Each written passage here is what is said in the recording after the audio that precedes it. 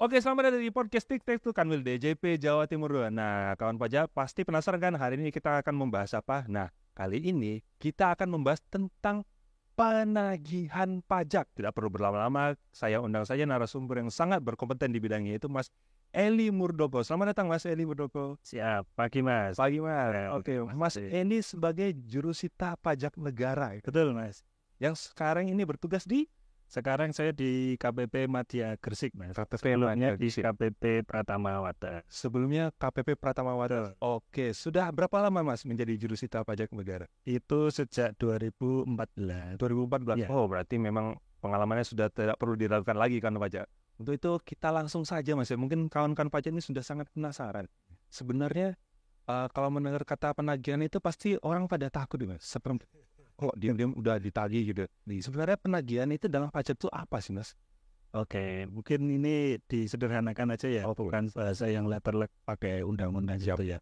Jadi penagihan pajak itu sebenarnya kan penegakan hukum khusus di bidang perpajakan karena wajib pajak belum memenuhi kewajibannya untuk membayar utang pajak. Nah, tindakan atau tindakannya itu macam-macam, dari surat teguran, surat paksa, surat perintah melaksanakan penyitaan, kemudian melelang barang yang sudah disita, kemudian bisa dilakukan dengan pencegahan ke luar negeri, bahkan sampai dengan penyanderaan badan terhadap si bertanggung pajak sebagai ultimum remediumnya, tindakan yang paling maksimalnya situ. Berarti memang tadi kalau sudah dijelaskan sama Mas Eli, itu ada banyak tahapan-tahapannya sebetulnya. Betul. Nah, sebelum lanjut ke tahapan-tahapan, kita lihat dulu, seragam itu sangat keren banget ya, seragam Jasmine itu sangat gagah. Saya jadi timpang ini penampilannya. Oke, kita lanjut lah. Tadi sudah jelaskan ada beberapa tahapan, yang bisa jelaskan mungkin Mas lebih jauh tahapan-tahapannya apa sih, sehingga nanti sampai ke tahapan yang dari paling awal sampai yang paling tinggi seperti itu, gimana? Betul. Ini mau rigid banget Mas? Ya, secara umum saja gitu. Jadi kalau yang paling awal ketika jatuh tempo terus dia 7 hari nggak bayar, ya sudah kita berikan surat teguran, itu bisa diposkan atau disampaikan langsung ke wajib pajak. Dia nggak bayar lagi, nanti lanjutannya pakai surat paksa, didatangi langsung, dibacakan, terus nanti dibuatkan berita acara bahwa sudah disampaikan surat paksa. Itu sama dengan kekuatan hukumnya, sama dengan putusan pengadilan loh Mas. Jadi nggak main-main itu surat paksa. Nah, itu menjadi dasar ketika dia 2 hari kemudian paling lambat ya, itu bisa dilakukan dengan penyitaan atas harta-harta yang dimiliki oleh dia.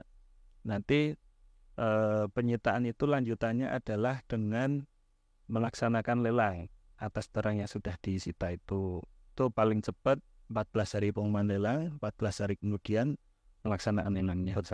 Nah, setelah itu ada tindakan yang lebih masif lagi, itu pencegahan ke luar negeri dan penyanderaan badan. Nah, bisa dikatakan surat paksa ini sebagai pintu masuknya untuk tindakan yang lebih represif. Tuh, kalau pemaksaannya bisa pemaksaan berupa badan dan berupa barang. Kalau berupa barang itu penyitaan dan pelelangan itu kan tidak ada selar. Ya, ujungnya dia. Kalau yang terhadap orangnya itu pencegahan ke luar negeri, tidak bisa ke luar negeri ya, karena masih punya kewajiban di Indonesia.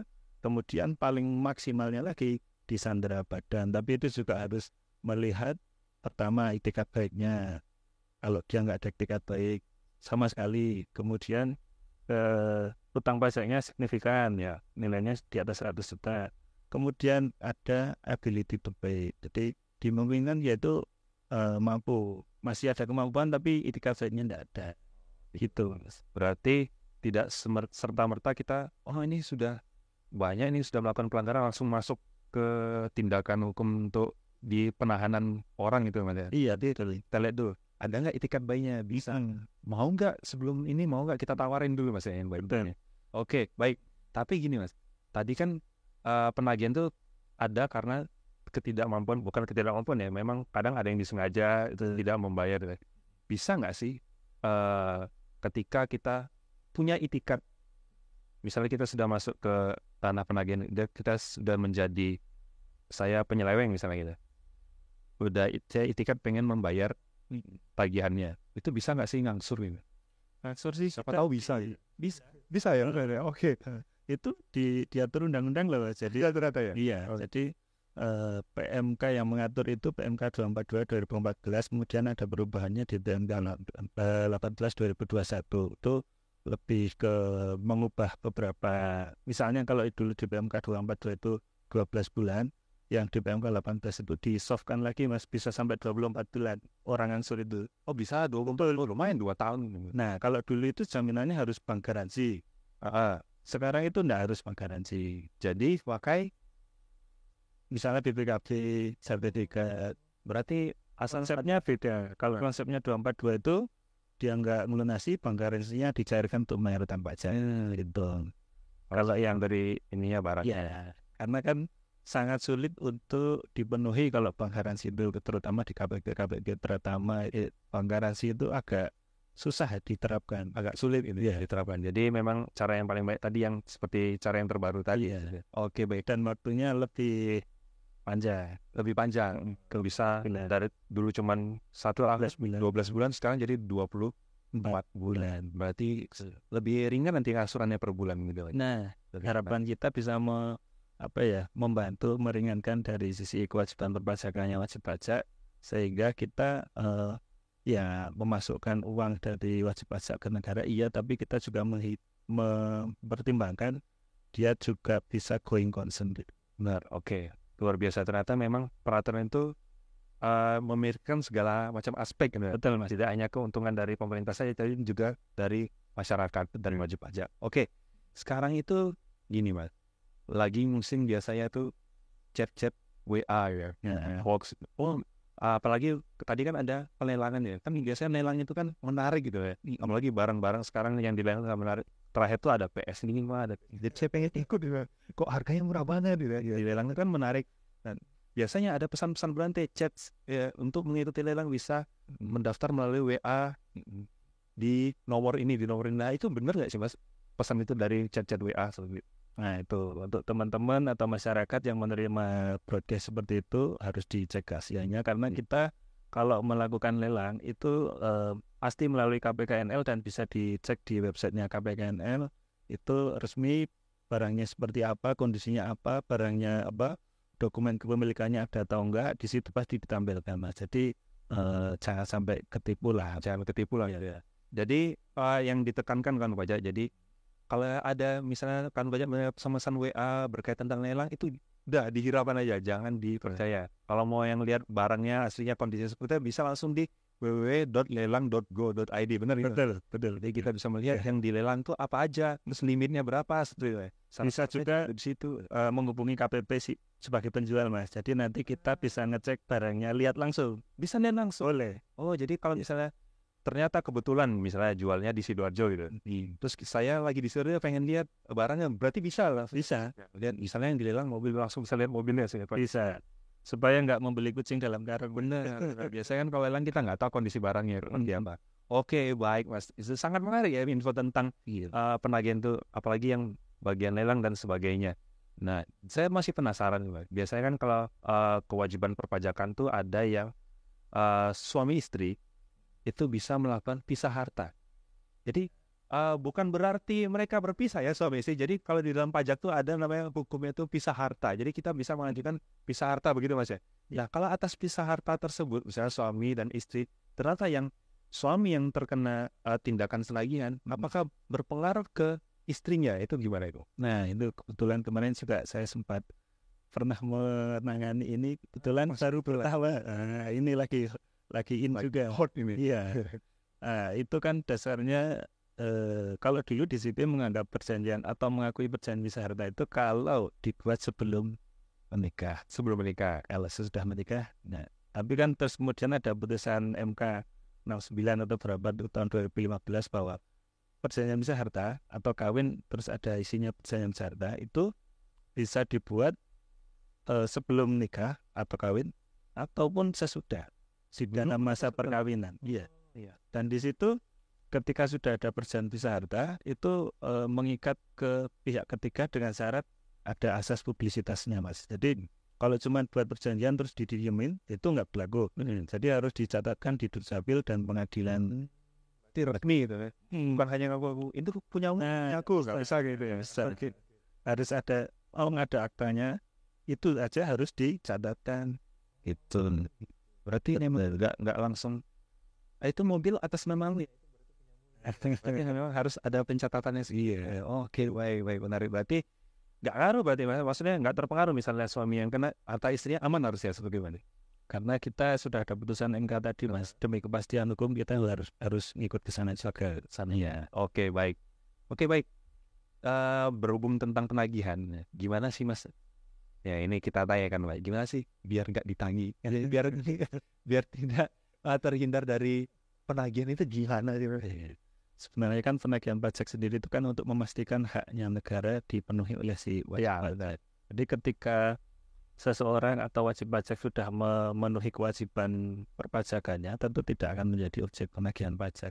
Jadi kewajiban lapor, bayar itu dilaksanakan aja sesuai ketentuan perundang-undangan, Mas. Jadi adanya penegakan hukum itu kan untuk menegakkan yang tidak sesuai aturan. Intinya seperti itu. Kalau orang sudah sesuai aturan ya ngapain kita tagih? Iya benar. Apalagi sudah tadi kita sampaikan ada angsuran. Itu kan meringankan. Dari konsepnya pemerintah itu sudah ya kalau misalnya segini tidak mampu diberikan yang selatan untuk diangsur. Intinya kan tetap bayar, Mas. Ya, tetap bayar. Yang penting tetap masuk. Mau caranya diangsur atau langsung bayar. Tapi di awal kan kita sampaikan pajak tetap masuk ke negara, tapi usaha wajib pajak tetap bisa jalan. Win-winnya seperti itu. Betul. Oke, berarti memang sangat baik ya tentang sistem penagihan gitu. Jadi penagihan pajak itu kan pajak bukan hanya serta-merta tidak ada api, tidak ada asap tiba-tiba langsung ditagih seperti itu. Nanti ada masalahnya terlebih misalnya kita tidak taat dalam melakukan perpajakannya, pasti kalau misalnya dibiarkan yang pendapatan negara ya bisa tidak dapat dimanfaatkan dengan baik karena tidak bisa dikolek dari KPP, Direktorat Jenderal Pajak sebenarnya. Tentu itu untuk biar tindakannya jadi tertib adalah penagihan, sistem penagihan yang akan dilakukan oleh JSPM. Justru Sifta Pajak Negara. Jadi seperti Mas ini yang tergagah ini. Jadi kalau kan pajak didatangin jurusita pajak negara, jangan terkesima. Itu ada warning ya sih. Biasa ditanya yang berseragam dia terkesima gitu. Itu ada warning ya, ternyata ada kewajiban yang belum ditunaikan dengan baik. Oke Mas, mungkin apa ada lagi Mas info-info yang pengen diberitahukan ke kawan pajak terkait dengan tentang penagihan ini? Mungkin ada yang terlewat mungkin Pak. Oh iya. Jadi ini ada regulasi yang terbaru kemarin kan diterbitkan PMK 61 tahun 2023, Mas. Jadi sebelumnya PMK 189 2020 itu memang ada beberapa penyesuaian. Intinya juga kita mengharapkan bahwa penagihan pajak itu bisa seadil mungkin, ya. Jadi dari sisi wajib pajak memberikan keadilan bahwa dia tetap bisa melaksanakan usahanya, bisa berkembang. Dari sisi negara sebagai penghimpun pajak itu juga penerimaannya masuk. Jadi kita mengharapkan dengan terbitnya PMK ini bisa menjadi titik tengah antara kepentingan negara dan kepentingannya wajib pajak. Gitu, Mas.